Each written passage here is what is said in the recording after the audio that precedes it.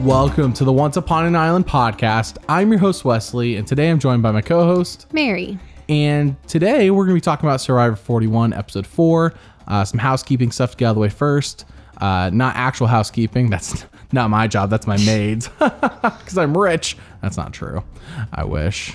Nah, that's maid. Both of our jobs. Yeah. Mainly yours right now. I'm the maid. I know. All right. So we're going to be covering all the episode, the Rebus Puzzle, our winner's analysis updated. Big updates this week, Mary. Big updates in the winner analysis. Don't skip that part for sure.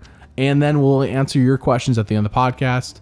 I did want to mention, I haven't mentioned this past few weeks, but on the Patreon right now, if you join, there are literally 8 videos available to be watched. 3 of them are Taj, Steven, and JT's story videos from Survivor Token Sheens. Very nice. Very, very nice. If you wanted to know how did JT pull off what he pulled off, his epic Chosen One victory, that's the video for you. I mean, you can watch all of Token Sheens as well. Not that I have any information that's not in that show, but if you want to see it condensed and analyzed, there you go. All right, so let's talk about 41 episode 1, or episode 4. Ooh, not episode 1. Going into this episode, 1 to 5, what was your excitement? Probably about a 2 or a 3, but if I have to pick one, I guess I would go with 3. Well, that's good because that is also the same answer that our audience picked. I asked before this episode what was their excitement. Overwhelming majority said 3. Not that it's good that you copied them, which I know you did. You did not come up with that on your own. I'm just kidding. But after this episode, what would you say your excitement was? I mean, it was a good episode. I'm just sad JD's out. So I'm going to say like a 4. Wow. JD knocked it down. Audience, and you know what? I'm going to agree with the audience on this one. A 5 after this episode. Really? The best episode of the season. Best episode of the season. Don't at me. I mean, I can see that because it does seem like we're back to more basic Survivor elements. We didn't have any of the Risk Your Vote drama or anything like that going on.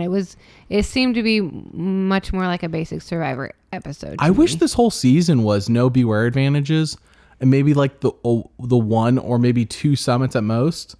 Because this week it was literally it was all, we had camp life, we had 2 challenges. They somehow fit that in, a reward and an immunity challenge.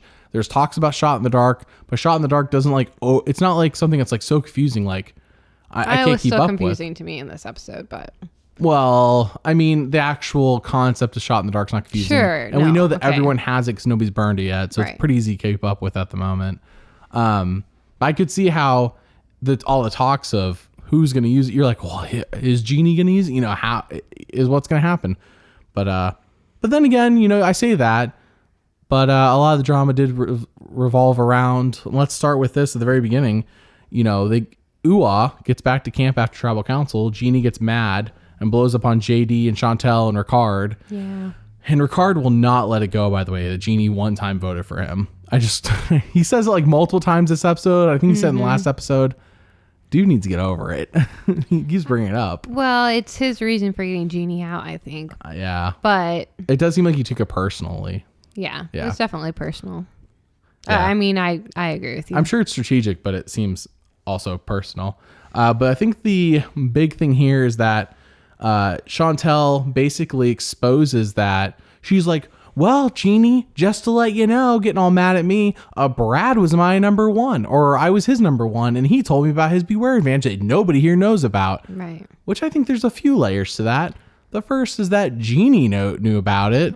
She knew about both, if I recall correctly, or at least one of them. And she smartly doesn't say a word. Right. Yeah, I was really disappointed in Shan in this scene because here you have Jeannie going off, causing drama, putting a big target on her back. And I guess Shan just couldn't handle the drama because she just explodes also and starts revealing information that she didn't have to reveal. She didn't have to reveal. No. She starts drawing attention to herself, which you never want to do in a situation like this when emotions are hot. And it just didn't seem like a smart play at all. And we never see Shan hardly ever do anything not strategic. Now, to be fair, I mean, everyone has their days and moments, and there's just things you can't handle sometimes. But I don't know. I was just really surprised with this. I really thought that Shan would have just kind of let let Jeannie kind of get her feelings out, get her emotions out. Because we obviously see later in the episode, it's not as big of a deal. Or, Jeannie moves on. She just kind of needed to let it all out, and then she was able to move on. So, not a great play by Jeannie, but I think that despite her not great play, a great result. I mean, probably the best result she could have got out of blowing up on them, because Chantel reveals this. True. JD's like, the heck, man, last episode, you were all like, oh, you didn't tell me about this, JD? Now I can't trust you. And then she's like, Chantel tries to like explain. She says, oh, because it was Brad's advantage, I couldn't tell you about it. But like, no, man, if you're an alliance, you're supposed to tell your alliance about everything. Right. That was the point you were making to JD last episode. And also she reveals that, hey, Brad was my number one, quote unquote, also and I voted him out. Yeah, not great information. Like, it's just not good information to be not passing at all. out. You don't put that out there. No. Because now Ricard, JD, and Jeannie have heard this now. And even if they knew it or they suspected it, now they know it because Chantel said it. That evidence is a lot. And if any of these people go to the jury and Chantel's at the final tribal, they could bring this up. Now, not that the Brad vote should become a big part of the jury. He is only the fourth boot. I'm sorry, the fourth boot. He was in the third episode. But I think it just sets a precedence for Chantel doesn't care who you are. Exactly. She will stab you in the back. Right. It's more about, to me, it was more about, well, can I trust Chantel? Because Brad thought he could, and he told her everything, and she stabbed him in the back.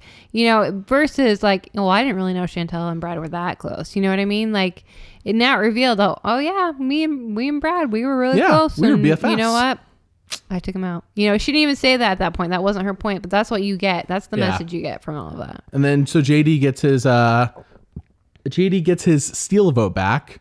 If I recall, or no, his extra vote back. Right. And he says, fool me once, shame on me. There's not going to be a fool me twice because you don't fool me twice or something like that. And it's like, man, the moment it happened, I'm like, man, this is foreshadowing. I didn't know how immediate the foreshadowing was. I just knew like it's too obvious. Right. Like everything, JD just sets up the people telling the story so easily for stuff, and they take advantage every time. Which is a shame that he's gone so quickly. It was. I liked him a lot. He just had problems with having this like really high expectations of what he could do and what was going on in the game, and he didn't know what was going on in the game, and he couldn't perform to his expectations, which he is still young. But yeah, that was funny and sad because as soon as he said it, I'm like, oh man, you can't say that, number one, and there not be something that comes up. Like they can't leave it in the show and something not come up. I think JD's intelligence combined with probably another 5 years of maturity would do him wonders in the game. Yeah. He comes across as so young and naive, but he's so like smart. He's not an idiot. He's not dumb. He's just naive, is for lack of a better word. He made it farther than other people, which is good. Well, but not he's saying not a lot. Boot, I guess. Yeah, he wasn't booted in the first episode. That was Sarah's job, I guess. But so just we're gonna get to that though and explain all that. But that was just the opening scene. We move on to the reward, which Jeff does clarify. This is the first reward of the season because sometimes we have rewards apparently happen off screen that we never see. Even in Borneo, first season this happened. There was a challenge that we never saw, and they had plenty of time that season to show those things. So we have our first reward. They bring back have an expert person come to your camp and have them show you the ways of the land. What do you think about this, Mary? I liked it. I think it was a throwback to old Survivor, as much as they want to say that this is new Survivor. The 4. Right. Yeah. But it was a throwback to old Survivor in a good way, in that it was really beneficial to the tribes. It was a really positive experience. It's just fun to see them interacting with someone else and to hopefully use some new skills. So I liked it. And I mean, we're not going to skip over the reward, but I do want to say that the guy who does come to Uwa's camp, who ends up winning the challenge, is a lot of fun. He's like climbing down the tree upside down like Spider-Man and he's like out there fishing, catching fish, no problem. And it just goes to show that all these years of people in Fiji not catching fish, it's not because there aren't fish. It's because they lack the skills to catch the fish. Yeah, he was telling them like what time's the day to do it and stuff. I also think I like this because it's a reward challenge in that you still get to see the reward and what happens. But it's not one of those challenges that takes up... Like it's not a reward that takes up a bunch of time to show. You know, like they're not flying to another location and doing a big thing and whatever. Like it's a good challenge in that you win something, it's something beneficial, we get to see something cool, but it's over in a few minutes. I like that there was no puzzle. I mean, frankly, I like that there was no puzzle. It was literally all physical. And I feel like for reward challenges, that's the place to do it because they like to do puzzles. Typically like to do puzzles for their immunity challenges. But if you're going to go all physical on challenged, the reward's the one to do it. I just it's nice to mix it up because I'm so used to puzzles at the end. There wasn't a puzzle in the... Oh, I know. That's what I said. Not always, but and that's probably why this episode felt better too. There's no I don't know. Puzzles are fun. They get overused. So, but sure. I think the big this topic of discussion from this reward challenge is Heather of the Blue Tribe fails so epically. It's not even close. And she's a complete disaster from start to finish. And I don't know how to explain this, but long story short is like, despite her being a complete failure, Jeff's even with her. Like Jeff's even like, oh, it's okay. You tried your best. And like, everyone's like applauding. Like, that's all that matters, that you tried your best. What do you think about this, Mary? Well, what I don't understand, and maybe they explain it or, you know, just don't say it. Why didn't she switch out with someone else and take a break? Like rest for a minute. But maybe she couldn't. I don't. Oh, yeah. Like have Sydney and Danny go and then she tries again. Mm-hmm. Yeah, that's a good question. I don't know. Because you get in a groove of failure and then it just like how much time would Danny and Sydney have given her had they gone? I don't know. That's just what I was thinking. I'm like, why? Maybe she wasn't allowed to. But if it had been me, I would have switched out with someone, taken a break, collected my thoughts, and tried again. But I think in the heat of the moment, the heat of a challenge, you don't really have time to take a moment and collect your thoughts. It's all just a rush. Especially when the other two tribes are having no issue with this, no matter who they are. Even Tiffany. Well, I mean, some people had equal in terms of like age and abilities, age and build and everything. Yeah. Some people had issues with it. Yeah. Once or twice, but it was like just kind of like once they got the rhythm of it. I mean, JD, who's 20 years old, literally tripped over the ropes and fell and had to do it again. So it's not like everyone flew through it perfectly. It's just that Heather, I didn't count, but I want to say we saw her do is like 6 or 7 attempts. At least. Some of them, sometimes the ball was just like completely missing the mark. It wasn't that she was too slow to go through the obstacle course, just she was throwing the ball up and it was just completely missing. Right. So it was like a combination of things. But I think my biggest thing is I just got done working on JT's video, and at the final tribal council for Tocantins, Steven's pitch to win, why he should win over JT, is because he started this game off as this New York City kid, and by the end of the season, you know, he's living the life. You know, he's done everything JT's done. In a sense, and look how much he's grown. He's like, look, you should award me the $1 million because I grew, I accomplished, I built fire by myself, survived an exile, you know, I didn't do it over dramatic like Coach did, you know, and everyone's like, don't care, dude. Why should we award you $1 million because you grew this season when JT from the beginning to the end dominated?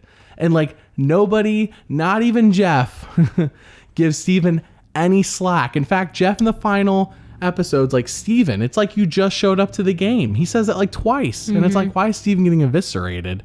You know? And then if you cut to season 33, because you could say it's an older season, season 33, only a few years ago, we're watching Millennials versus Gen X, and oh, no participation trophies here. No, we don't do that. That's for Millennials. And here we are giving Heather a participation trophy for her efforts in a challenge. From Jeff, not from the tribe. I get the tribe, but from Jeff. I'm blown away. I don't even know what to say. He's getting softer in his old age. I think that's... Or pressured. I don't know. I mean, because that 33 was only like 4 or 5 years ago. I just... Survivor's completely taken a tonal shift. And it's like... It's a little bit weird. I thought it was a little comical because in the past I feel like Jeff would have just maybe made fun of her more. He would just been like, Heather trying and failing again or something like that. Not made fun of her, but exactly said something like that was kind of like a joke, and we have just moved on. But then it became this huge emotional dramatic scene, and I was just like, why? Slow motion on Heather crying.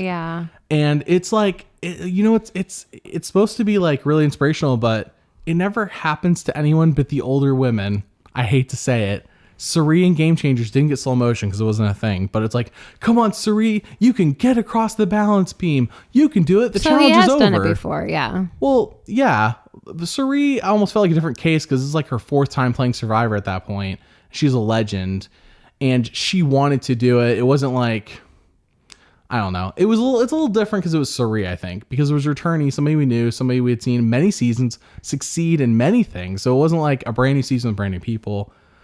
But that's also, you could debate like, okay, why was it different in 34, but in 33 it's no participation trophies here, hardy har. But I don't know. It's just I thought it was strange. It was a little strange. Considering, I guess you could say Jeff's grown as a person, or has he gotten softer because he's like 60 years old now? I don't know. I really don't. But I just wanted to point that out, that how over the years, Jeff, 100%, like nobody was rewarding Steven for this in 18. And I mean, there's so many examples. These are the ones top of my head. All 33 was, there's no participation trophies here, was the pitch. So anyways. I had one more thing about the reward. Okay. I thought it was interesting because Jeannie was so upset the night before. She's like, I'm going to stop feeding you guys. Yeah. I'm going to stop working. I'm going to get my food. You guys get your food. So why did she work so hard at the reward challenge for food? Because she was just having an emotional moment. I know. Yeah. And that just goes to show that, yeah, it was all just an emotional thing, because the very next day, I'm assuming, at reward, she's trying her hardest and ends up helping her team, win. So yeah, she could have tanked it if she wanted to. She could have. And she could have been like, you know what, guys? You're not going to let me be a part of your tribe. I'm not going to help feed you. So Green Tribe wins the reward with Jeannie. And then we go back to camp, and the expert showing them all the things. He's like literally chopping coconuts open with just his bare hand, like a boss. And Ricard's like, you know what? Now that we've had an expert here and he's shown us things, we don't need Jeannie anymore. And it's like, it's funny because it's not, Jeannie never says, you guys don't know how to do things, and so I'm not going to work. And so I'm not. So she's saying that they're lazy, and she has the hard work ethic, and she's doing things that they don't want to do, not that they can't do. Basically. So I thought that was not that I think that's important really to the overall story or season, but Jeannie has the hard work ethic, and Ricard completely misunderstands what she was threatening them with. Yeah. Yeah. It's Jeannie's not saying you can't do this. Jeannie's saying you don't do this. From what we heard. Yeah. From what we heard, of course. So, we go to the Yellow Tribe. Do you remember what Evie does in the Yellow Tribe? Previously on Survivor, that's right. her narration, and this is peak Survivor right here, like allowing Evie to do it previously on Survivor, and then they actually do the whole flashback and everything. And with Jeff's, like, they didn't like skimp on it. They put in the effort. That was really cool. I thought it was really funny. That's the stuff I like. Cause you get personalities here while also having fun. And then the baby turtles. Oh, that was They're so little cute. baby turtles. Yeah. Yeah, I like that scene. And they're like, dig deep to the little baby turtles. And I'm just like, oh, I don't think are you supposed to help baby turtles go in the ocean? No, you can't help them. Why? Why is that?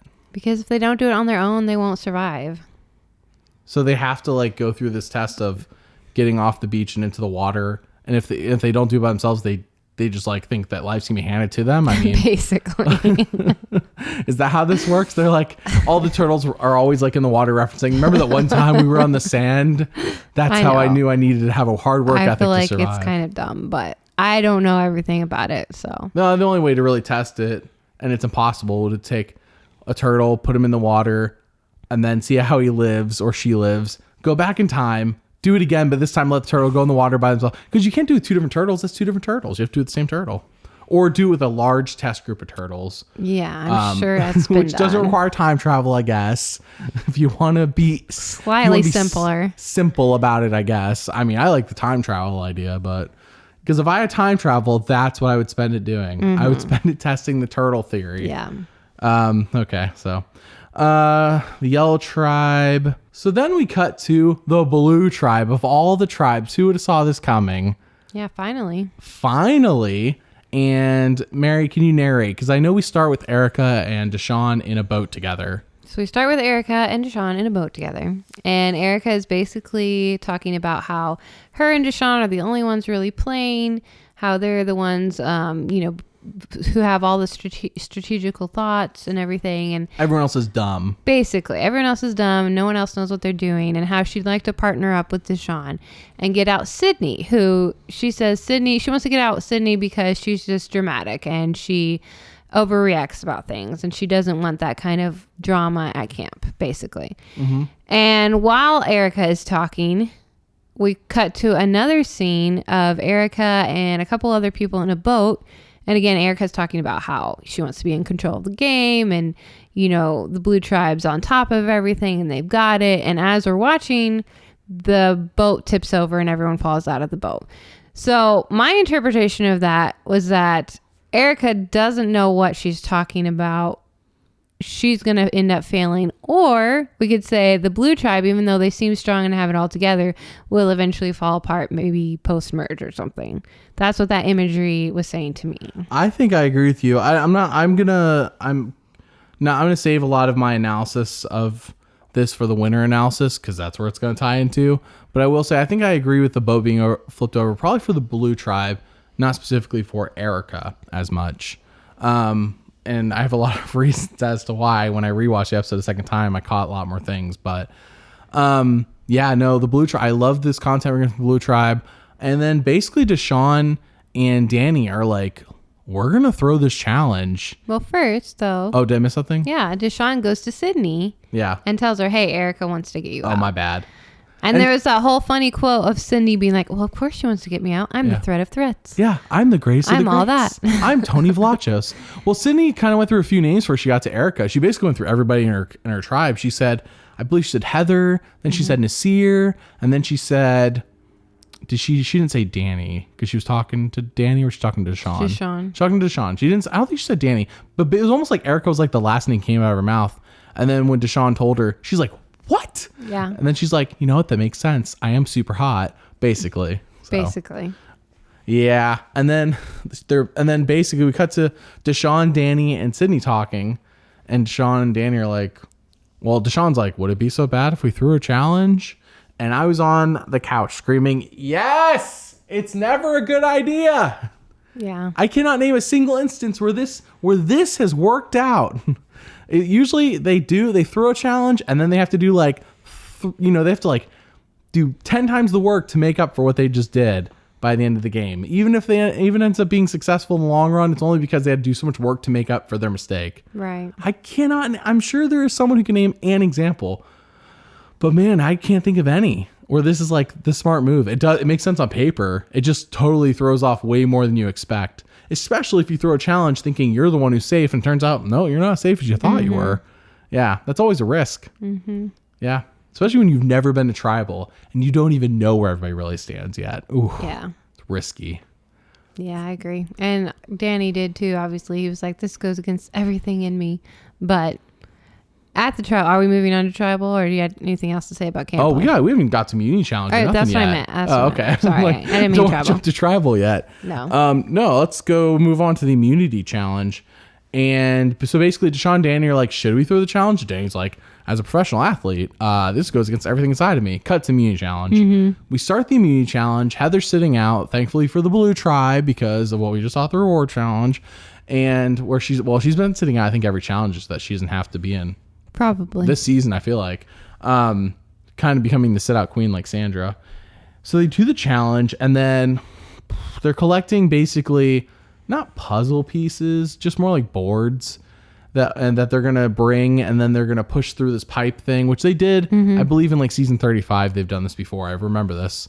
Anyways, they're doing this challenge where at the end they're going to have to throw rings, is the long story short, but they're collecting pieces in the water, and we don't really know what's going on. Like, in terms of, like, are they going to throw the challenge? And all of a sudden, mid-challenge, we start getting narration from Deshawn and Danny about, yes, we actually did decide we're going to throw this challenge. Now, of course, if I'm paying close enough attention, we obviously know Nasir's not in it and Erica's not in on it. Right. And both of them are in the challenge. So it's like a series of fortunate events. Can you walk us through the challenge, Mary? I don't know if you have it memorized. Well, they had to swim out to the bag, grab the bag, a huge heavy bag. I think it was just there was one. like a couple of bags. There was a couple. Gather the bags of wood and then take it back to the beach. So Danny and Deshawn are trying to struggle in the water. Yeah.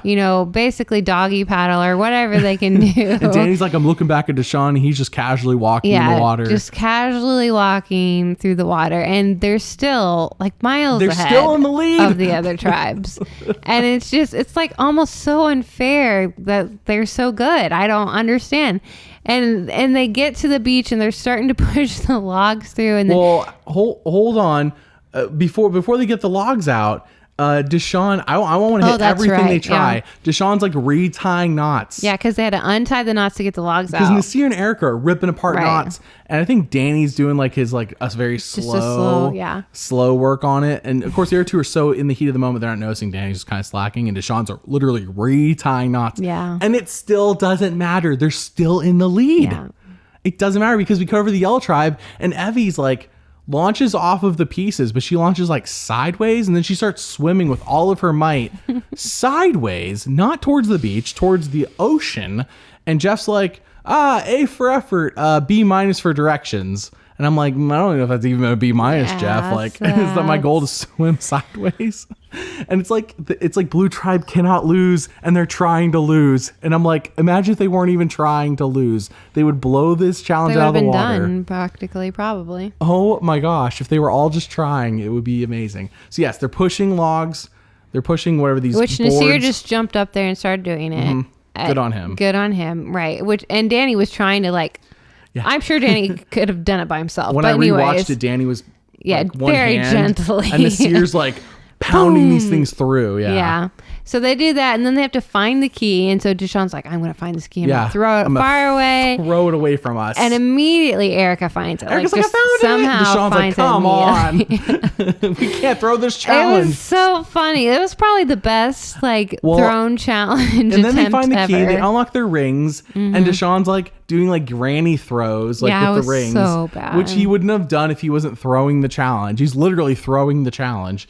He's like throwing the ring. He's like airballing all of them. They're not even connecting with the wood at any point, which I guess is the goal for what he's doing. And he does like 5 tosses, and Nasir says multiple times, I can jump in and do it.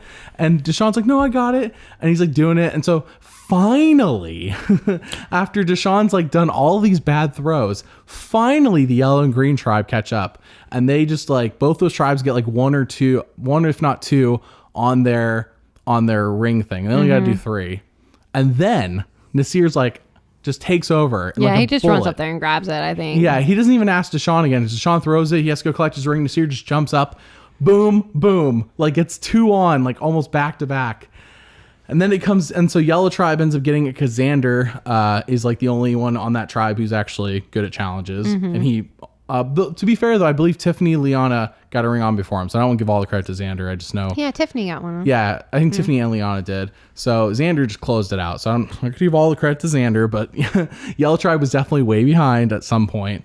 But yeah, Nasir, and it comes down to Nasir and JD. And what happens with JD? JD is once again trying to do these fancy throws and like yelling stuff as he's tossing. He like thinks he's got it, so he yells money, and then it hits the It misses, and then Nasir throws it, and Nasir makes it. And I was like, this is the craziest challenge I think I've seen in so long. Yeah. Like the narration of the challenge was beautifully done. Like, what a great job by Survivor. It was really good editing. Yeah.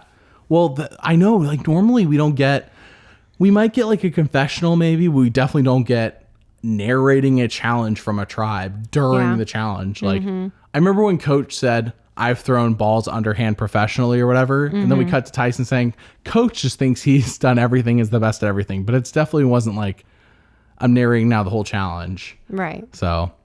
No, it was interesting. I liked it a lot. First off, Nasir gets the MVP for this episode. For almost single-handedly, him and Erica single-handedly saving this tribe from probably blowing saving up. Himself or Erica. But I mean, like, good on Nasir, because by the way, they don't really fault Nasir. They're like, come on, Nasir, why are you winning the challenge? But it definitely wasn't like, I'm mad at Nasir now. No. Because like, he's not in on it. But Deshawn's like, of course Nasir goes beast mode right when we don't need him to. So yeah, what a great challenge. It was good. One for the ages. One of the best immune challenges of all time. Not because of the actual challenge. All time, just the editing. Oh no, of all time. Not because of the challenge, because of what was supposed to happen. Right. And it not happening. And Green Tribe loses. Can you believe it? I can, That's actually. 3 out of 4 episodes. Yeah. Oh my gosh. Sad. This tribe is a mess. It is. All right. Green Tribe loses. So we go back to Green Tribe, and we hear from Shan. Again. And she's like, yeah, JD, he shouldn't have said money when he threw the ring. He should have said tribal, because that's what's happening now. Good burn, Shan. Good burn. I did write my immediate note when Green Tribe lost. So none of these are edited. These are just notes I took when we were watching the first time. Jeannie is a dead woman, I wrote. I'm like, Jeannie has no chance. I did think it was going to be Jeannie until they get back to tribal and Shan does her whole evil scheme plan to get JD's vote or advantage or whatever he has. And I'm like, I knew then she was going to get JD out. Yeah. Because we'd already like toyed with it earlier, and they're trying to make us think it's Jeannie because they're talking about her roll die and everything like that. But I'm like, nope, she's gonna try and get JD. I will say, I mean, even though all the hints were there, I think I was like not even thinking. I was like so emotionally invested. I was like, just play your shot in the dark, Jeannie. I'm like, they're all lying to you. Yeah, just I wanted to see the shot in the dark. I wanted to see if what that would do. First of all, what that looked like. We didn't see something, a discussion between Jeannie and Ricard and Chantel, because she voted JD. They all voted JD, and Jeannie didn't play her shot in the dark. Shan did tell JD we're voting for JD. Shan told Jeannie that they were voting for JD. Oh, did they? And we saw that, but it really could have been we're telling her JD because. Well, that's what I thought. Right. I thought they were just trying to get her not play her shot in the dark, right. which is the obvious play. And JD's like doing the most obvious. We go to like, even when we're at tribal council, JD's like, you might not want to play your shot in the dark. Wink. Like he's almost like saying wink, wink. Because he literally winked at Shan. If you're paying attention at all, it's just like, I was so emotionally invested. I'm like, Jeannie, just play the shot in the dark. Like, I'm not that emotionally invested in Jeannie. I just like when people upset other people's plans. Yeah. That's all I care about. Unless it's the finale of Winners at War. And then I'm like, come on, Tony, don't get interrupted. But I'm just here for the upsets. And well, it was a pretty big upset tonight. Oh, it ended up being a big upset, but it wasn't the way I thought it was going to play out. Yep. So I think let's still go back to the camp before we go into tribal. Really, at camp. So this is just a side note, and I don't know if anyone else. Let me know in the comments if anyone else has noticed this. I could just be on my own. It just seemed like, I don't know why I hadn't noticed it before, but Ricard seems kind of pretentious, and I don't say that like Ricard has no chance to win because he's pretentious. I just kind of get like this vibe from him with the way he talks and the way he answers things. And it kind of reminds me of, for lack of a better person to pick, Richard Hatch, who was openly pretentious in his winning season and in his non-winning season. Just kind of get like a pretentious vibe. Do you see that at all, or is it just me? I can see it. I don't think that's necessarily the word that came to my Is it not pretentious? mind. No, I mean, I understand where you're coming from. Yeah. I bring this up because like right now he's getting away with it, but you get to like the merge. I don't know. If you just got to hit one person the wrong way to all of a sudden have an enemy. Yeah. Yeah. And I don't know. It could be nothing. It could just be only in his confessionals, though, because that's where you usually I only noticed this when he was talking to other people, not in a confessional. Oh, really? Yeah, this was non-confessional talk, but the show has not made any deal of it. Mm-hmm. So it's just my observation, but because the show hasn't made a deal of it, I can't say it's a factor at all. Right. Could just be me. So I just didn't know if anyone else noticed that. So let's do it. Fool me once, shame on me. Fool me twice. Well, you won't fool me twice because I'm not doing it again. Chantel and JD, before tribal, what happens? She's convinces him to give her his advantage because she's just so concerned that he's going to vote her out. She just does this whole faking it paranoid act about how, she's positive JD and Jeannie are going to try to get her out tonight, which they should have. Probably. That would have been really smart. So she wanted to hold on to the advantage. Just to prove trust, just to prove trust. And JD, literally in like the same confessional where he's like, she's never going to fool me again. Da, da, da. She's just so terrified I'm going to vote her out. I don't know where she got this idea from. Because she's making it up, JD. Yeah, open your eyes, man. Like, how blind can you be? Well, she started with, don't bring your advantage to tribal. Yeah. So like, leave it buried somewhere or whatever. And he's like, well... JD, who is smart and knows all the facts of what you're supposed to do, says, well, you're always supposed to bring your advantage to tribal. And he's like, I don't want to contribute to, being one of the bad things of this game. I want to evolve the game. Well, I mean, in a way he did, because Chantel gets that advantage from him again. Again, she gets it. And I'm like, you have contributed to the evolution, because nobody, I think, from here on out. I mean, you think that, though. This has happened multiple times in Survivor history. This is probably now the second most infamous time. People still do it. I know you know about it, but you haven't seen Micronesia yet. But Eric gives up his immunity necklace to Natalie. And it's like, you think like this is a moment that nobody will ever forget. And JD over here is, while it's not an immunity idol, basically does the same thing. Basically. I mean, we don't know. It's only day 9, but he did it. Right. I don't know if it would have helped him at all that night. Would it? It wouldn't have helped him. Okay, so he would have, no, it was a 3-1 vote, even if he had played it. But the question is, if he doesn't give it to Chantel, does Chantel keep him? Because it seems like on the show, Chantel was motivated to get rid of him because she knew she'd keep it this time. Yeah. Which I think was toyed around with last episode, but they didn't go through with it because they viewed Brad's bigger threat. Right. But no, even if, so let's say JD kept it and all the votes went exactly the same and he played it. No, it doesn't change anything. He would have had to play a shot in the dark. It would have been 3-2 instead of 3-1. And he wouldn't have, because he assumed he was fine. No. She just didn't want him to be voted out with it in his pocket, basically. Right. Yeah. So if he had kept it, though, the question is he safe? Does Jeannie go instead? And they keep him because Chantel's like, I know I can get this thing out of his pocket again. True. Yeah. Because it seemed like at the beginning of this episode, she was not going to give it back to him. It required him guilting her over the whole, like, oh, you knew this about Brad thing? Give me back my steal vote or my extra vote. Yeah. No, I could see that, because it did seem like she was a little bit torn in confessionals between which one. Yeah. But I mean, I don't know. It was the smart move, and Shan usually always makes the smart move when it comes to voting. So well, in our winner analysis, we'll evaluate how smart Shan came across. But I will say that we go to tribal, and I want to cut to the chase. JD gets voted out 3-1. Jeannie does not play her shot in the dark that we know of. They would have had to show no. If it. she played her shot in the dark, she would either lost her vote, or she. Oh, that's right. Or we would have had to have known. Something would have happened besides her just voting for JD. I think it's important because at this point, I think we have a big question on our hands. Did Chantel make the right decision voting out JD? I mean, it was also Ricard and Jeannie. Jeannie made the right decision, obviously. Don't get yourself voted out. So did Ricard and Chantel make the right decision? Did they make the right call? I think so. Only because JD is going to be a good player. The thing is, JD is going to be one of those people that have a target after the merge. Jeannie's not going to be a target. I don't know about Ricard. It depends on his social game, but his physical game doesn't seem like it's anything amazing. Not that JD's was either. I think Ricard's probably competent enough to be under the radar during the pre-merge. That's what I'm saying. And just good enough to not be terrible in the merge. He seems to be one of those people that just is going to fly under the radar. Probably. Whereas JD will not. So JD will make himself a target in some way. So that might have been the smarter move to keep him around. But when you're down to just 4 people and you're looking around, okay. And you're about to be down to 3. Right. Yeah. Who do I vote for? Getting that advantage from him and voting him out is smart. Now for Ricard and Jeannie, was that the right move for them?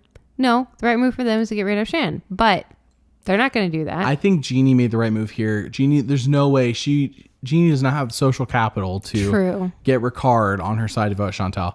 All right, so there's multiple angles I think you can go at this. Number one, and I think this one's the most obvious, and it's where I'm leaning towards the most, is Chantel has now voted out Brad and JD, 2 people who trust her implicitly, told her everything. Sure, JD didn't tell her when he got the extra vote, but I think that JD was like almost as good of a partner as you could get. Yeah. I mean, he has his mistakes, but my gosh, like 2 people back to back she's gotten rid of, and it's like, if I was Ricard, I'd be like clenching my butt cheeks because who's next? You know, like this is dangerous. Now, right now it's pre-merge, so they're not gonna be on the jury. So it's not like, but Chantel gets to the end of the game and she keeps doing this. Her game's over. She does not have a chance at winning. She doesn't. You cannot burn people like this. and then get them to vote for you. Like maybe JD would have voted for Chantel if he was on the jury. Maybe, but like, oof, I don't know.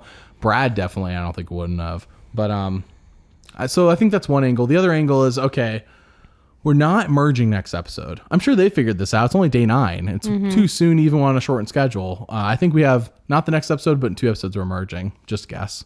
I don't think there's any swap. A lot of people asking there's going to be a swap. I think there's no swap this season. I think we're just... But so the other question is, okay, so now let's say Uwa loses the next mini challenge, the last one of the pre-merge.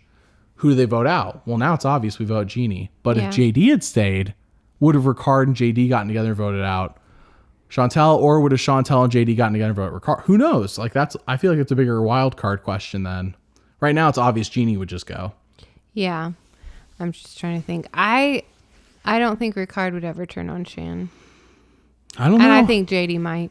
And then that would be his downfall. I don't know. I really don't. We don't know. Well, we don't know now, obviously. Well, now we'll never know, I guess. not with the combination of JD, Chantel, and Ricard, but I'm just saying, like, so there is that angle. There's 2 different points of view. My point of view is it was the wrong move to make.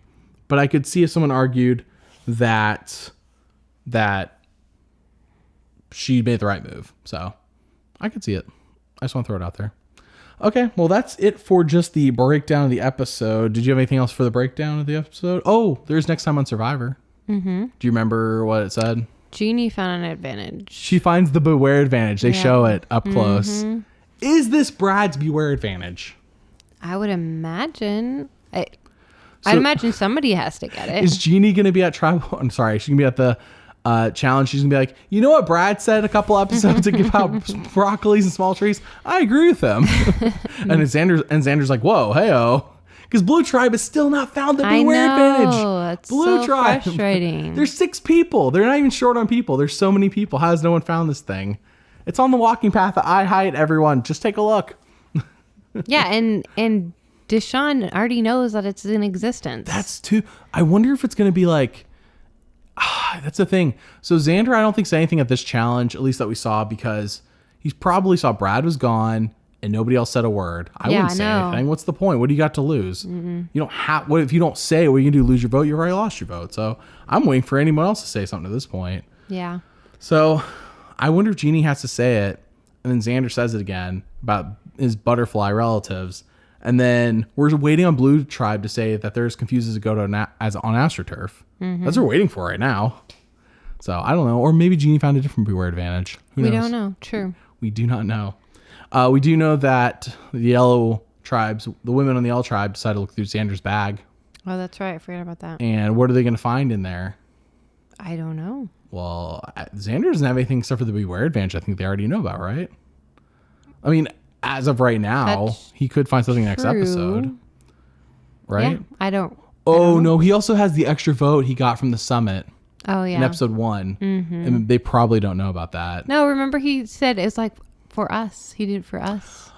Oh, when he told them when he came back. Them. So he's told them everything. Yeah. So what are they going to... They're not going to find anything. I think they're just wondering if he's hiding something. Or maybe... Like he has a third advantage? Maybe they want to steal it. I don't know if you can. I don't think you can steal it. It definitely has to be given to you. I remember in this episode, Ricard's like...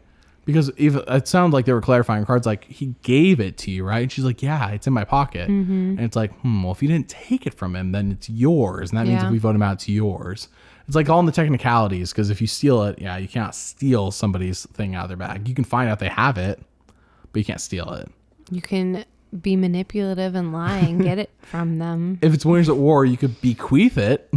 That's true. I really thought they were going to do that with Brad's advantage, that he was going to bequeath it to somebody. But the beware advantage. Didn't do that. No, it sounds like they're just rehiding it. So, okay, well, that's it for the breakdown. Let's move on to the Rebus puzzle, which this week was... Ready for Tribal. Can you walk us through how you got to this? So there was a red E, the number 4, a tricycle minus the letter K, and then a bull. So I will say, once again, it took me a minute because I kept saying bicycle instead of tricycle. But yeah, that threw me off too on the image. Because it shows a tricycle minus the K, but I thought it was just a bicycle as well. Yeah, I'm like, Bible, ready for Bible. What? Ready for Bible? Jeff really has gone David versus Goliath. So no, that was a pretty good one. I liked it. And then the video pop-up was basically just talking about how, if you found an advantage, what would you do with it? Would you hide it? Would you bury it? Would you search someone else's belongings for it? Mm-hmm. So I feel like, obviously, as we've talked about in the sneak peek, that advantage, hiding and seeking, is going to be a theme of next week's episode. I think, and to answer Jeff's question, I think hiding out in the woods is probably the best option, just as long as it's in a close enough spot and you know where it's at. Yeah. Because if you hide out in the woods and it's like, oh man, that would take me like 10 minutes to go dig up and we're right before tribal, well, you're kind of in a pickle. It definitely needs to be one of those things you can just easily pick up. And the thing is, so apparently I've been told, this has never happened on the show that we've seen, but if somebody else finds your advantage that you hid out in the woods, you're told by production that's not yours, you have to put it back. So really? then somebody will know, oh, this is owned by somebody else. I don't know if that's ever happened. I just know that's the rule. Right. So, but you won't see it stuck in their pants or in true. their bag. I guess you wouldn't know. You wouldn't know whose it is. Well, then I'd go back to camp and ask, hey, do you have an idol or whatever I found out in the woods? See, I could cause trauma if it ever did happen. But yeah, I think I would hide out in the woods. And would I look through someone's bag? That's risky. I would do it by myself. I would never do it with other people knowing, because that gets around. People tell other people. Yeah, you said other people know you're doing it. It's like, oh yeah, Tiffany went through, or Liana, I think is the one we saw going through Xander's bag. Liana can't be trusted. Yeah. We saw her do it, even though we told her to do it. Right. We saw her do it. So, yeah. Yeah, I agree with that. Okay, let's move on to the winner analysis. Let's start with you, Mary. Has your winner, who is your number one right now to win this game? I'm feeling Shan, but I could be completely wrong. Well, we could all be completely wrong. I don't know for a fact who wins. Okay, so you're still on the Chantel train. I remember week 1 you were on the Xander train. No, I still think Xander is a contender. We just don't see from him a lot. That's true. This episode and last episode, we got like nothing from Xander. Yeah. Besides him telling Brad that he likes what he said about broccoli. So here's my list, and it keeps getting longer. But the reality is my top 3 are who I'd seriously consider winner contenders. And everyone else after that, I'm just like keeping an eye on. So here's my list from bottom to top. Tiffany is at the bottom. I have said multiple weeks I think she's going to the end. But the end just means the finale episode. And I don't think she has a shot to win. I stand by that right now. But this was a very positive episode for her. Number 5 on my list, Chantel. Really? She dropped from number 1 to number 5 because she's voted out Brad, because she's voted JD, and we're so early in the game. And something tells me that unless she learned her lesson without getting voted out, she's not going to learn her lesson. She's going to Russell Hanser this thing, go to the end, burn people, and nobody's going to vote for her, or people are going to vote her out because she keeps doing this. It's just it's going to come back to bite her. I feel like Ricard is the Natalie White in the relationship. Ricard's the one being quiet, he's part of the alliance as well. And while it's not the same as Natalie White and Russell Hantz, it definitely feels like Chantel's taking all the heat right now. And she's going to take all the heat, and Ricard's going to slide right by doing all the same moves she did, except for the whole JD manipulation. So that's why she's on number 5. Xander's number 4. He can't be in my top 3 because now 2 episodes back to back has been no Xander. First 2 episodes, a lot of Xander. So I'm a little bit, I don't know. I like Xander. Every time we see Xander, I feel like it's good stuff. He really pushes the new Arrow, which they were loving. But now 2 episodes, we've had almost no Xander. Number 3 on my list is Ricard. So now these are the top 3 of these people I seriously consider right now to be contenders for the win. Ricard's my number 3. Nothing's really changed past weeks if you've been listening to the podcast every week, but I think that Ricard's playing a smart game. He's always presented as smart. He's not presented in any negative light, and he's with Chantel, who's doing a lot of big moves, but he's not the one taking the heat for them, or he's not going to take the heat as of right now. So, and he's on the tribe that we see a lot of, so it's just hard to ignore everyone on Green Tribe. Number 2, are you ready for this one? This is a bombshell. This person just moved into the list, and they're number 2. Ready. Erica. Really? Erica, and let me explain. I know it's crazy. There was so much foreshadowing in the blue scene, because we got almost no blue tribe. It's always been Sydney and Nasir, but like neither of them. I know last week I said I'm timid on Sydney. She's off the list. I don't see it at all. No. I don't know. I had a little bit last week, but I was like, I don't know. We keep hearing from Sydney. This week, it's Erica. It's 100% Erica as a contender now. everything foreshadowed Erica. We have to get out Erica. If we don't get out Erica, she's going to get out me. It was said multiple times, I believe by Deshaun and Danny. At least Deshaun said it. I know that. We have to get Erica now. If we don't get her out now, she's going to slide her way to the end. Like it was said so many times. It's like, this is too much to ignore. I cannot ignore this. I know it's going to be ignored because Erica's been a non-factor the first 3 episodes, but Erica, everyone keep an eye out. Rewatch the episode. It's there. They didn't get out Erica. If they gotten out Erica, obviously this would be non-issue, but I feel like Blue Tribe isn't going to throw the challenge. Blue Tribe's going to go to the merge with 5 or 6 people, and Erica's going to be one of them. And by the way, if Blue Tribe doesn't throw anything and they win the remaining immune challenge, they're going to go into the merge with half of the people. The merge is going to be like 12 people, and they're going to have 6 of them. If only the Blue Tribe holds it together. We'll see.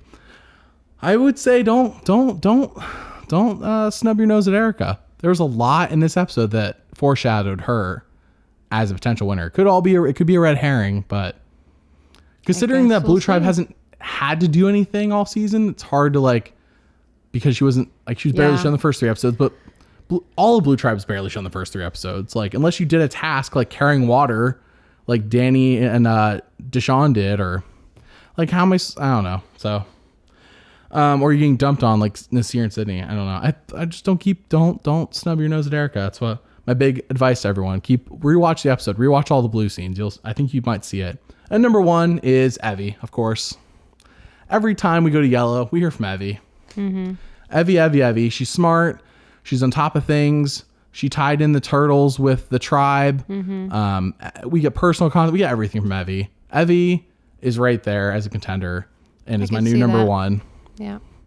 So, yeah, that's where I am on winner analysis. Did you have anything to add to that? I feel like I should respond to your whole Chantel analysis. Okay. I agree with what you're saying as far as burning people who are close to you. But we've also seen that people just still trust her implicitly. Like Jeannie obviously trusts her because she voted with her. JD trusted her and was blindsided. Brad trusted her and was blindsided. And I see what you're saying.